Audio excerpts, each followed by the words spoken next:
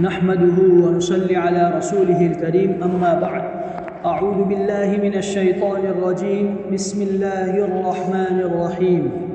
الحمد لله رب العالمين الرحمن الرحيم مالك يوم الدين إياك نعبد وإياك نستعين اهدنا الصراط المستقيم صراط الذين أنعمت عليهم غير المغضوب عليهم ولا الضالين آمین۔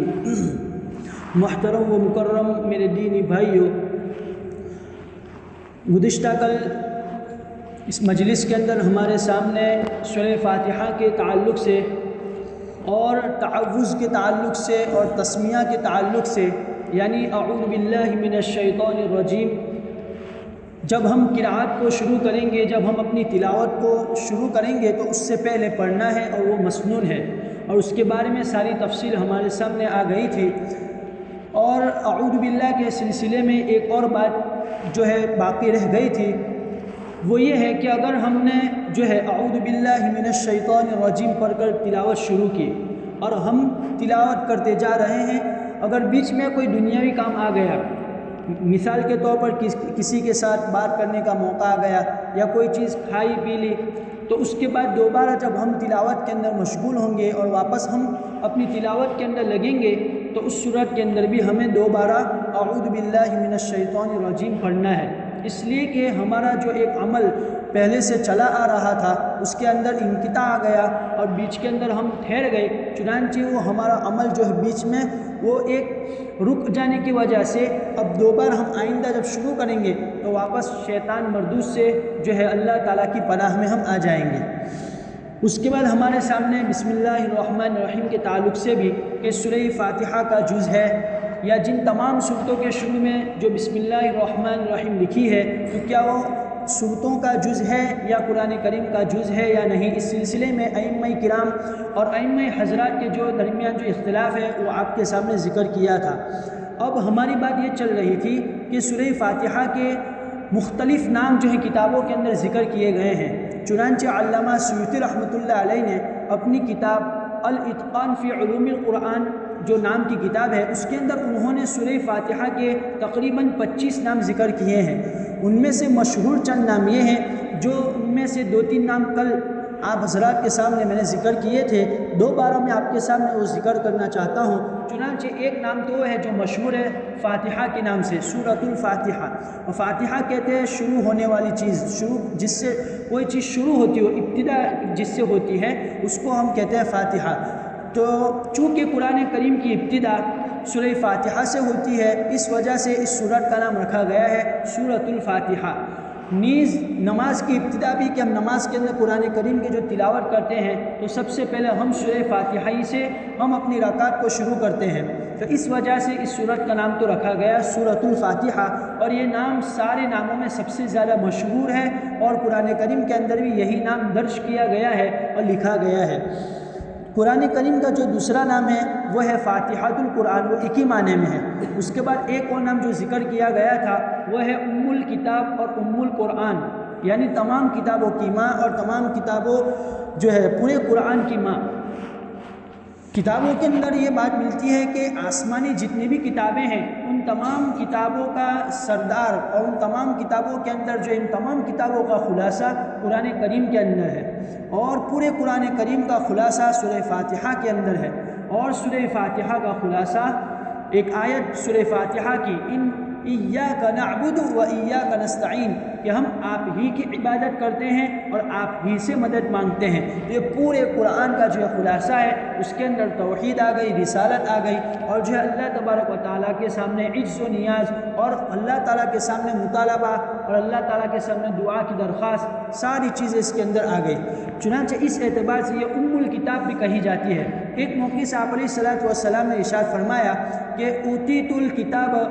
مکان التوراۃ، کہ مجھے قرآن کریم عطا کیا گیا تورات کے مقابلے میں۔ تورات جو کتاب حضرت موسیٰ علیہ الصلوۃ والسلام کے اوپر نازل ہوئی تھی،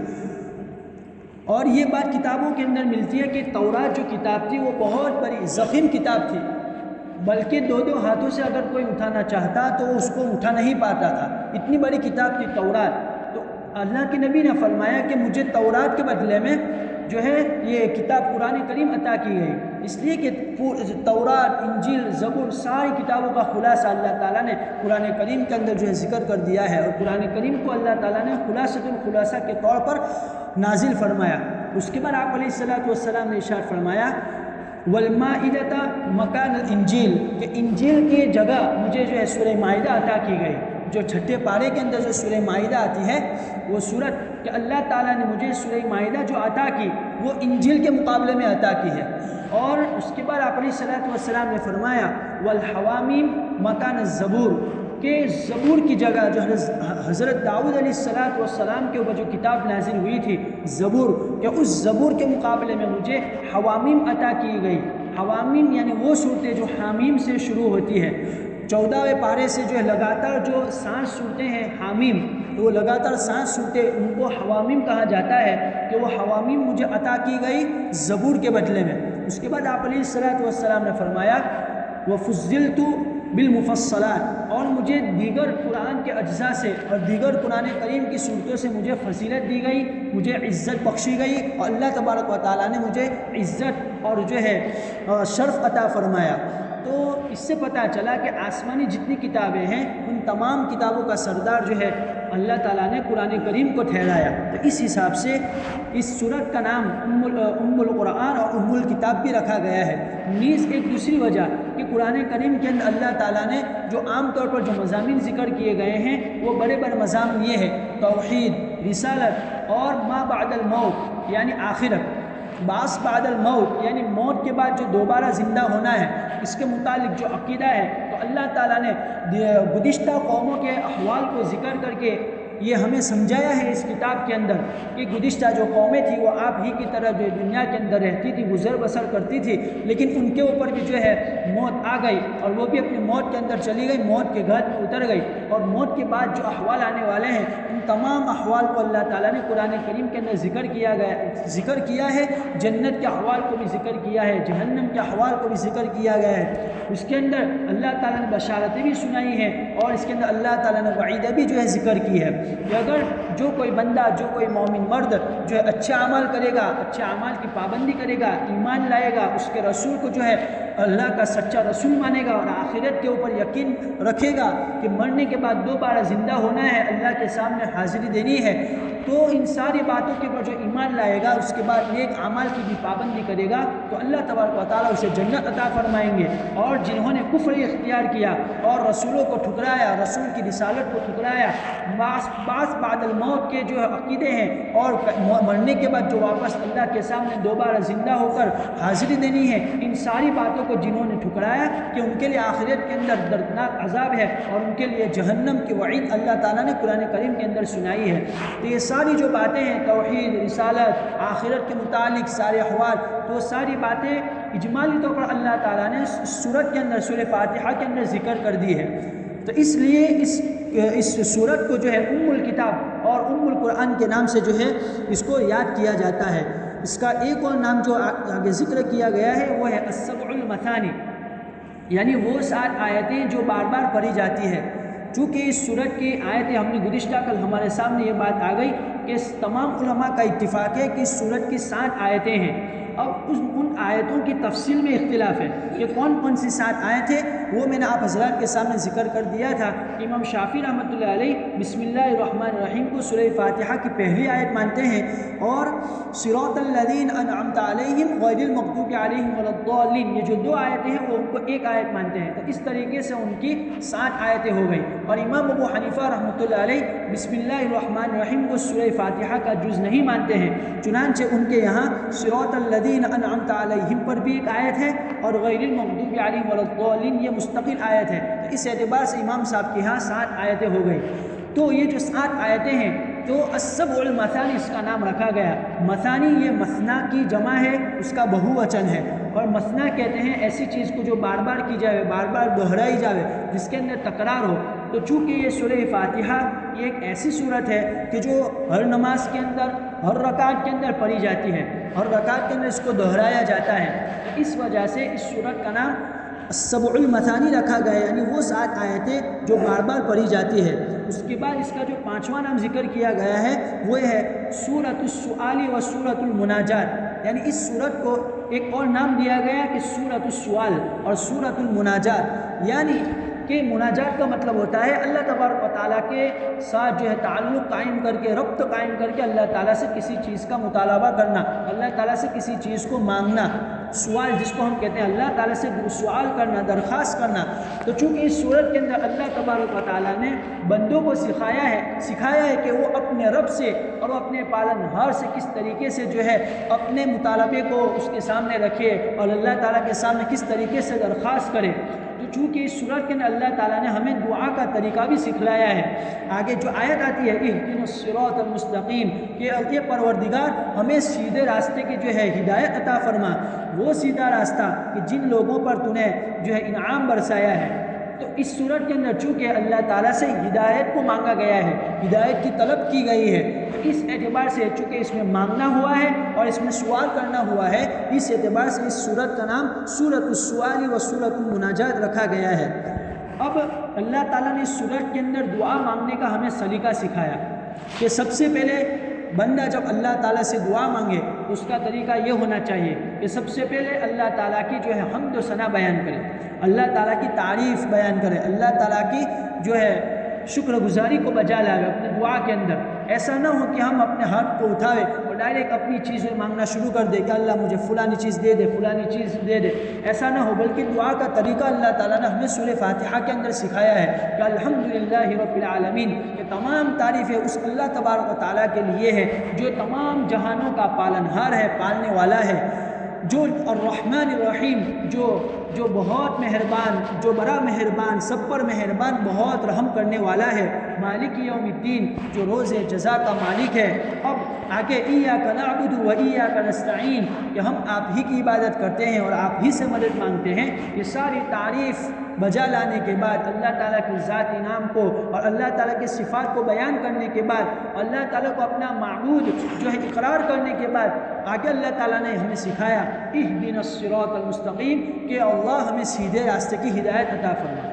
تو اس سے پتہ چلا کہ جب بھی اللہ سے کسی چیز کا سوال کرنا ہو، اللہ تعالیٰ سے کوئی چیز ہمیں مانگنی ہو، تو اس کی ترتیب یہ ہوگی کہ ہم اللہ تعالیٰ کی جو ہے پاکی بیان کریں، اللہ تعالیٰ کی ثنا کریں، اللہ تعالیٰ کی تعریف کریں، جو بھی الفاظ ہمیں آتے ہوں، جون سی بھی زبان میں ہمیں جو ہے آتا ہو، اس زبان کا سہارا لے کر ہم اللہ تعالیٰ کی تعریف بیان کریں، اور تعریف کرنے کے بعد جو ہے ہم رسول پاک علیہ الصلوۃ والسلام کے اوپر درود کا نذرانہ پیش کریں، اور اس کے بعد تیسرے نمبر پر ہم اپنی حاجت کو اللہ تعالیٰ کے سامنے پیش کریں۔ اور کتابوں کے اندر دعا کے بارے میں جو اس کے تین پہلو ہیں وہ ذکر کیا گیا ہے کہ دعا کے 3 پہلو ہوتے ہیں۔ ایک تو یہ ہے کہ جب بندہ دعا کرتا ہے اور کسی چیز کے بارے میں اللہ تبارک و تعالیٰ سے سوال کرتا ہے، درخواست کرتا ہے کہ اللہ مجھے فلاں چیز عطا فرما، مجھے فلاں چیز کی ضرورت ہے، مجھے فلاں چیز کے اندر کامیابی کی ضرورت ہے، تو مجھے اس میں کامیابی عطا فرما۔ اگر کسی بھی چیز کے متعلق وہ بندہ اپنے رب تبارک و تعالیٰ سے جب درخواست کرتا ہے، دعا کرتا ہے، تو اس دعا کے 3 پہلو ہوتے ہیں۔ ایک تو یہ ہے کہ وہ دعا یا تو قبول ہو جاتی ہے، وہ بہو جیسی اس نے دعا مانگی تھی اسی شکل کے اندر اور اسی صورت کے اندر وہ دعا اس کی قبول کی جاتی ہے۔ مثال کے طور پر اس نے یہ دعا مانگی کہ یا اللہ مجھے جو ہے نیک اور فرما بردار اولاد عطا فرما، تو اس وقت تک اگر اس بندے کی اولاد نہیں تھی، اس کے بعد اللہ تعالیٰ نے اسے اولاد کی دولت سے جو ہے سرفراز فرمایا، اولاد کی دولت سے اللہ تعالیٰ نے اسے نوازا، تو یہ عین اس کی جو ہے مانگی ہوئی دعا اللہ تعالیٰ نے اس کی پوری کر دی۔ ایک تو اس کا یہ پہلو ہوتا ہے کہ اللہ تعالیٰ بندے کی مانگی ہوئی دعا ہو بہو اسی شکل کے اندر پوری کر دیتے ہیں اور اس کو وہ چیز عطا کر دیتے ہیں۔ یا تو دوسرے نمبر پر اس کا پہلو یہ ہے کہ عین اسی چیز کو اللہ تعالیٰ نہیں دیتے ہیں، عین اسی شکل کے اندر اللہ تعالیٰ اس کی دعا کو قبول نہیں کرتے ہیں، بلکہ کسی اور شکل میں اللہ تعالیٰ اس کو اس دعا کے نتیجے میں کوئی اور چیز جو ہے عطا کر دیتے ہیں۔ مثال کے طور پر اگر کسی نے جو ہے دعا مانگی کہ مجھے اللہ اولاد کی دولت سے نواز دے، لیکن اللہ تعالیٰ نے اسے اولاد نہیں دی، اللہ کی مصلحت کے اندر یہ لکھا ہوا ہے، اللہ کی حکمت کے پیش نظر اس کے حق میں اولاد بہتر نہیں تھی، یہ تو اللہ تعالیٰ کی مصلحت ہوتی ہے، اللہ تعالیٰ کی حکمت ہوتی ہے، وہ جسے چاہتا ہے اولاد سے نوازتا ہے، جسے چاہتا ہے اولاد نہیں دیتا ہے، لیکن اس کے بجائے اللہ تعالیٰ نے اس کے عمر کے اندر برکت عطا فرما دی، اور اس کو جو اللہ تعالیٰ نے صحت کی دولت سے مالا مال کر دیا، وہ بیمار تھا، اللہ تعالیٰ نے اسے شفا عطا کی، دوسرے کاموں کو اللہ تعالیٰ نے اس کے دوسرے کاموں کو بنا دیے، تو اس دعا کے نتیجے میں اس کی ہو بہو وہ دعا تو قبول نہیں ہوئی، لیکن دوسری شکل و صورت کے اندر اس کی وہ دعا قبول ہو گئی، لیکن وہ بندے کو پتہ نہیں چلتا ہے کہ اللہ تعالیٰ کے حکمت کے پیش نظر میرے بہتری کس چیز میں ہے۔ تو بندہ اس طریقے سے دعا مانگنے کے بعد مایوس نہ ہو، ہمیں مایوس نہیں ہونا چاہیے کہ میں اللہ تعالیٰ سے جو ہے کئی سال سے دعا کرتا ہوں، میری یہ چیز جو ہے پوری نہیں ہوتی ہے، اور میری یہ تمنا اور میری آرزو یہ ختم نہیں ہوتی ہے، ہمیں ایسا نہیں سوچنا چاہیے، بلکہ اللہ تعالیٰ نے ہمیں جو دیگر نعمتیں عطا کی ہے، کیا معلوم ہمیں کہ اللہ تعالیٰ ہمیں ان دعاؤں کے نتیجے کے یہ دوسری نعمتیں اس سے اللہ تعالیٰ ہمیں نوازتا ہے۔ تو اس طریقے سے ہمیں مایوس ہونے کی ضرورت نہیں ہے، بلکہ ہمیں دعا کو لازم پکڑنا ہے اور اس کو جو ہے وقتاً فوقتاً اس عبادت کے اندر ہمیں اپنے آپ کو لگانا ہے، اور دیگر عبادتوں کے اندر جس طریقے سے ہم لگتے ہیں، ہم 5 وقت کی نماز پڑھتے ہیں، زکوٰۃ ادا کرتے ہیں، حج ادا کرتے ہیں، اسی طریقے سے دعا بھی یہ جو ہے ایک مستقل عبادت ہے، بلکہ حدیث شریف کے اندر آتا ہے الدعاء مخ العبادت، کہ دعا تو ساری عبادتوں کا جو ہے جڑ ہے، ساری عبادتوں کا جو ہے مغز ہے، تو اس کو ہمیں لازم پکڑنا چاہیے۔ اور اس کا ایک تیسرا جو پہلو ہے دعا کا، وہ یہ کہ نہ تو اللہ تعالیٰ ہو بہو اسی شکل کے اندر دعا قبول فرماتے ہیں، اور نہ کسی اور چیز کے اندر ہمیں جو ہے دکھائی دیتا ہے کہ اللہ تعالیٰ نے ہماری دعا کو اس چیز کے اندر قبول فرمایا، اس شکل کے اندر قبول فرمایا، لیکن اللہ تعالیٰ آخرت کے اندر جب اس کو بلائیں گے اور آخرت کے اندر جب اس کی جو ہے حاضری ہوگی، تو اس کی ان دعاؤں کے نتیجے میں اللہ تعالیٰ اسے درجات کی بلندی عطا فرمائیں گے، ان دعاؤں کے نتیجے میں اللہ تعالیٰ اسے آخرت کے اندر اعلیٰ سے اعلیٰ درجات جو ہے، اعلیٰ سے اعلیٰ درجات کے اوپر اللہ تعالیٰ اسے فائز کریں گے۔ تو ہمیں پتہ چل گیا، ہمیں جب معلوم ہو گیا کہ جب ہم اللہ تعالیٰ کے سامنے ہاتھ اٹھاتے ہیں تو وہ کبھی رد نہیں ہوتا ہے، یا تو وہ ہو بہو اسی شکل کے اندر جو ہے ہماری دعا قبول کر لیتا ہے، یا کسی اور نعمتوں کے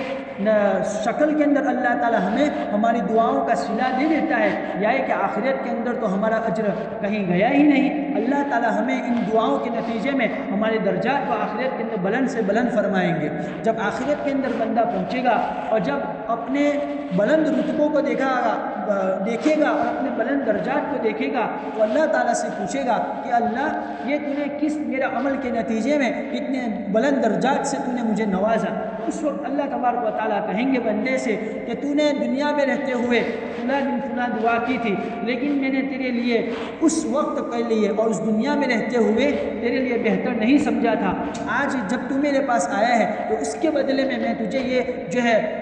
درجات کی بلندی کو تیرے لیے جو میں نے اختیار کیا ہے، اور یہ درجات تیرے لیے میں نے رکھے ہیں۔ تو اس وقت بندہ یہ تمنا کرے گا کہ کاش دنیا میں رہتے ہوئے میری ایک بھی دعا قبول نہ ہوتی، اس لیے کہ وہ آخرت کے اندر کسی کو درجات کا مل جانا، بلند سے بلند درجات کے اوپر فائز ہو جانا، یہ اس کے لیے بڑی سعادت اور خوش قسمتی کی بات ہوگی۔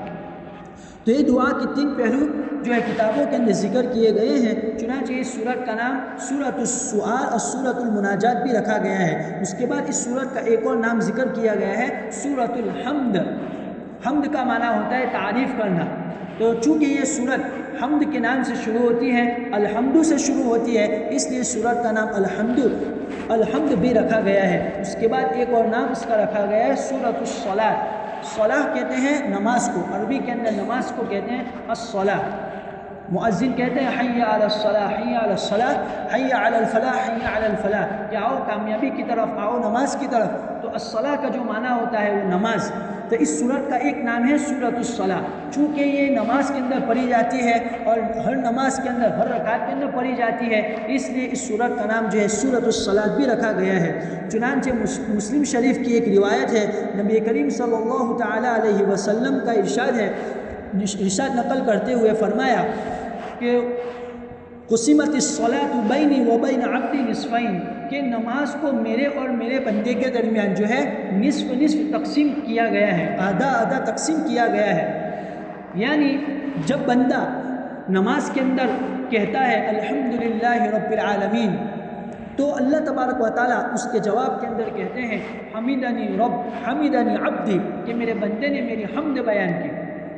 یہ مسلم شریف کی روایت ہے کہ اللہ کے نبی صلی اللہ علیہ وسلم نے ارشاد فرمایا کہ نماز میرے اور میرے بندے کے درمیان آدھی تقسیم کی گئی ہے،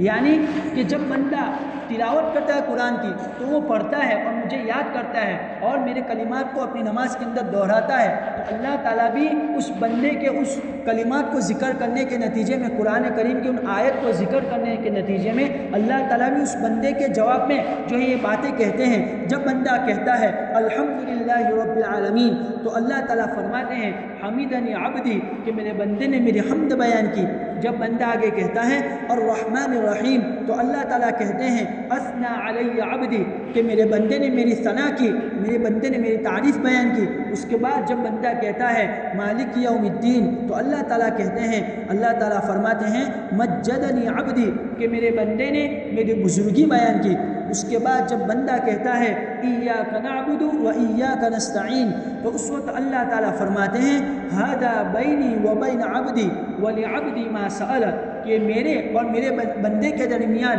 نصف نصف ہے، آدھا آدھا ہے، اور میرے بندے کے لیے وہ ہے جو جس چیز کا اس نے سوال کیا۔ یعنی اس آیت کے اندر کہ ایاک نعبد و ایاک نستعین کہ ہم آپ ہی کی عبادت کرتے ہیں اور ہم آپ ہی سے جو ہے مدد طلب کرتے ہیں۔ جب بندہ یہ اس آیت پر پہنچتا ہے تو اللہ تعالیٰ اس کے جواب میں کہتے ہیں ھذا بینی و بین عبدی یہ میرے اور میرے بندے کے درمیان نصف ہے، ولعبدی ما سأل اور میرے بندے کے لیے وہ ہے جس کا اس نے سوال کیا۔ اس کے بعد جب بندہ آگے کہتا ہے اہدنا الصراط المستقیم صراط الذین انعمت علیہم تو اس کے جواب میں اللہ تبارک و تعالیٰ یہ کہتے رہتے ہیں ھذا لعبدی ولعبدی ما سأل، ھذا لعبدی ولعبدی ما سأل یہ میرے بندے کے لیے ہے اور میرے بندے کے لیے وہ ہے جس کا اس نے سوال کیا۔ تو جب ہم نماز پڑھ رہے ہوں تو ہمیں اس چیز کا بھی خیال رکھنا چاہیے اور اس حدیث شریف کو ہم اپنے ذہن و دماغ کے اندر رکھیں، اس کو مستحضر رکھیں، اور جب ہم نماز کے اندر پڑھے الحمدللہ رب العالمین تو ہم سوچیں کہ اللہ تعالیٰ بھی اس کا جواب دے رہا ہے حمیدنی عبدی۔ جب ہم پڑھے الرحمن الرحیم تو ہم اپنے ذہن کے اندر یہ سوچیں کہ اس کا اللہ تعالیٰ مجھے جواب دے رہا ہے اثنا علی عبدی مالک یوم الدین مجدنی عبدی۔ تو اس طریقے سے ہم اس حدیث شریف کو جو ہے مستحضر رکھتے ہوئے اور اس کو اپنے دل و دماغ کے اندر ہم رکھیں گے اور اس طریقے سے ہم نماز پڑھیں گے تو انشاءاللہ تعالی ہماری نماز پڑھنے میں جو ہے جان پیدا ہوگی اور ہماری نماز جو کوالٹی والی پیدا ہوگی اور جو ہے نماز کے اندر جو ہمارا دھیان لگے گا اور دھیان نصیب ہوگا۔ اور جو نماز سے جو چاہا جاتا ہے کہ نماز بے حیائی اور بری باتوں سے روکتی ہے، تو آج ہماری نمازیں ہم پڑھتے ہیں، 5 وقت کی نماز پڑھتے ہیں، لیکن کیا ہم دیکھیں کہ ہماری نمازیں ہمیں برائی سے روکتی ہے، ہمیں گناہوں کے کام سے کیا ہماری نماز ہمیں روکتی ہے؟ ہم جب دیکھتے ہیں تو ہمیں پتہ چلتا ہے کہ نہیں، ہم ایک طرف تو نماز پڑھ رہے ہیں اور ایک طرف جو ہے ہم سے گناہ سرزد ہوتے ہیں، ہم ایک طرف نماز پڑھتے ہیں اور ایک طرف لوگوں کی جو ہے غیبت ہماری زبان پر جاری ہے، لوگوں کے بارے میں برے خیالات ہمارے دلوں کے اندر پیوست ہیں۔ تو ہم سوچیں کہ قرآن میں تو اللہ تعالیٰ نے کہا ہے ان الصلاۃ تنہی عن الفحشاء والمنکر کہ بے شک نماز تو بے حیائی اور بری باتوں سے روکنے والی ہے۔ تو کیا اس آیت کے اندر کسی قسم کا شک و شبہ پیدا ہو سکتا ہے؟ نہیں، اللہ کی آیت تو سچ ہے، اللہ کا فرمان تو سچ ہے۔ اگر کمی کسی چیز میں ہے تو وہ ہماری نماز کے اندر ہے، ہمارے دل کے اندر کمی ہے۔ ہم جب نماز پڑھتے ہیں تو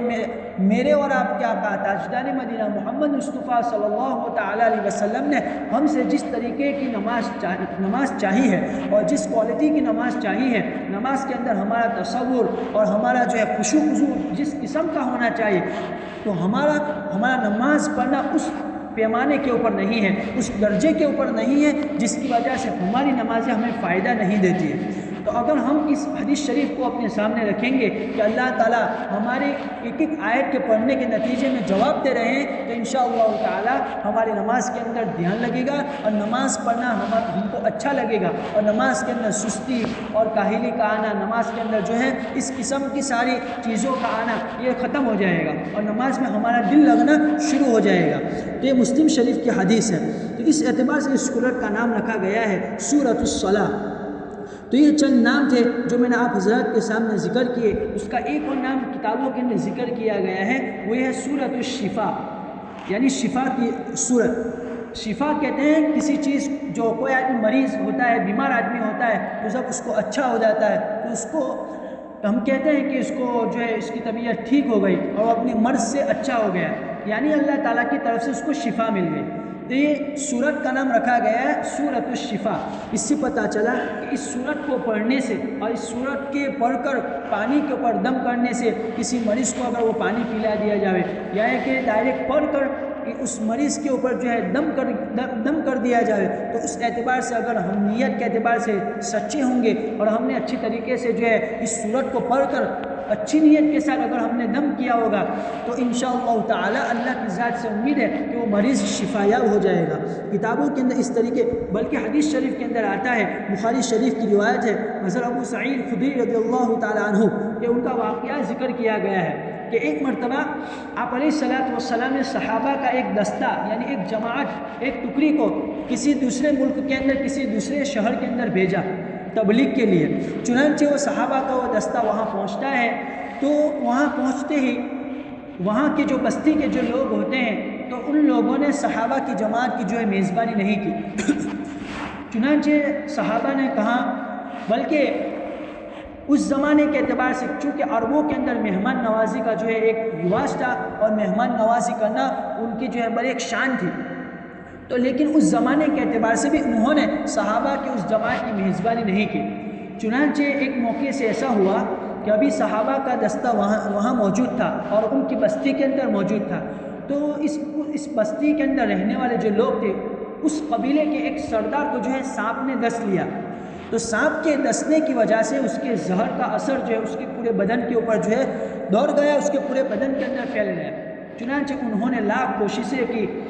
اور انہوں نے بہت ساری کوششیں کی، لیکن وہ اپنی کوششوں کے اندر ناکام رہے اور اس زہر کا اثر نہیں اترا۔ چنانچہ ان میں سے کسی نے کہا کہ جو لوگ مدینہ سے آئے ہیں تو شاید ان میں سے کوئی ایسا ہو کہ جو جھاڑنا جانتا ہو، تو اگر جھاڑنا جانتا ہوگا تو وہ جو ہے اس کے پاس ہم اپنے سردار کو لے جائیں گے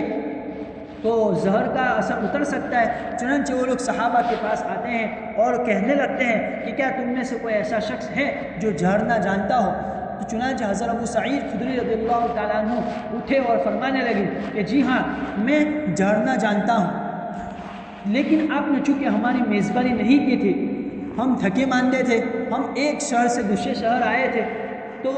وہاں کے اصول کے مطابق اور وہاں کے رواج کے مطابق تو آپ کو جو ہے میزبانی کرنی چاہیے تھی، لیکن جب کہ آپ نے میزبانی نہیں کی تو ہم آپ کو جھاڑ نہیں سکتے اور ہم آپ کو نہیں جھاڑیں گے۔ چنانچہ ان کا معاملہ آپس میں طے ہوا کہ ٹھیک ہے ہم آپ کو 30-40 بکریاں دیتے ہیں، اس کے نتیجے میں آپ جھاڑ دیں اور ہمارے سردار کو جو ہے جو زہر کا اثر چڑھ گیا ہے اس کو جو ہے ختم کر دیں۔ چنانچہ حضرت ابو سعید خدری رضی اللہ تعالیٰ عنہ نے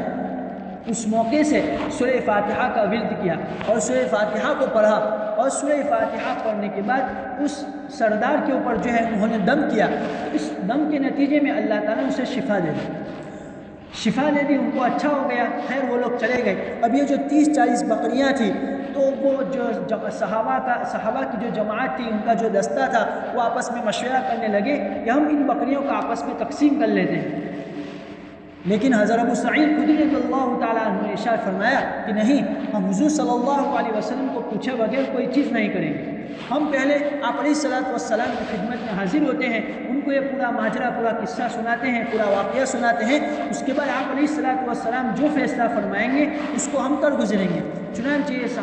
صحابہ کی جماعت مدینہ منورہ پہنچتی ہے، آپ علیہ الصلوۃ والسلام کے سامنے پورا ماجرا بیان کرتی ہے، پورا قصہ سناتے ہیں، اور اس کے بعد کہتے ہیں کہ 30-40 بکریاں کے عوض ہم نے جو ہے ان کو جھاڑ دیا تھا اور سورہ فاتحہ کو پڑھ کر ان کے اوپر دم کر دیا تھا۔ اس وقت آپ علیہ الصلوۃ والسلام نے ارشاد فرمایا کہ آپ کو کس نے بتایا تھا کہ سورہ فاتحہ سے اس طریقے سے شفا ملتی ہے؟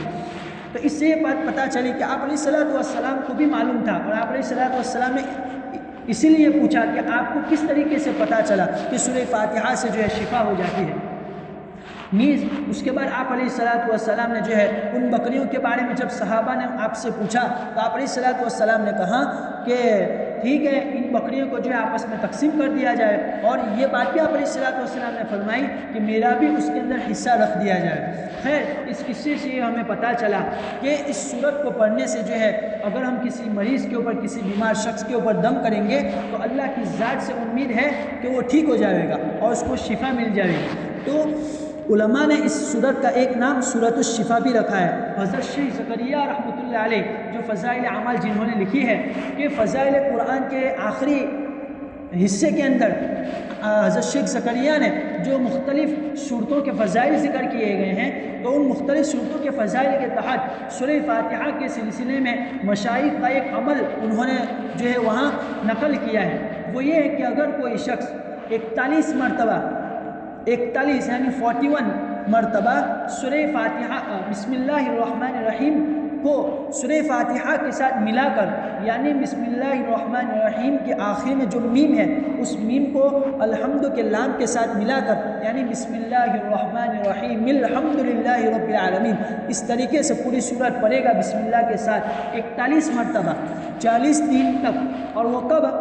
فجر کی نماز اور سنت جو ہم پڑھتے ہیں 2 رکعت سنت ہے فجر کی، تو ان سنتوں اور فجر کی جماعت کھڑی ہونے سے پہلے جو وقت ہوتا ہے درمیان کا جو وقت، اس وقت کے اندر 40 دن تک 41 مرتبہ جو شخص پڑھے گا اور پڑھ کر کسی مریض کے اوپر یا کسی لاعلاج جس کو بیماری لگ گئی ہو اس شخص کے اوپر دم کرے گا، تو اللہ کی ذات سے امید ہے اور مشائخ کا تجربہ بھی ہے کہ ان کو اللہ تعالیٰ نے شفا دے دی۔ تو اس طریقے سے کوئی آدمی عمل کرے گا تو اللہ کی ذات سے امید ہے کہ اللہ تعالیٰ اسے شفا دے دیں گے۔ یہ پڑھ کر کسی مریض کے اوپر دم کرے گا یا یہ کہ پانی کے اوپر دم کر کے اس پانی کو مریض کو پلا دے گا تو اس سے بھی اس مریض کو جو ہے شفا مل جائے گی۔ حضرت شیخ زکریا رحمۃ اللہ علیہ نے اپنی کتاب فضائل اعمال کے اندر جہاں فضائل قرآن ذکر کیا ہے تو اس کے آخر کے اندر یہ عمل مشائخ کا ذکر کیا گیا ہے۔ انشاءاللہ باقی باتیں آئندہ کل ہمارے سامنے آئے گی۔ وآخر دعوانا ان الحمد للہ رب العالمین۔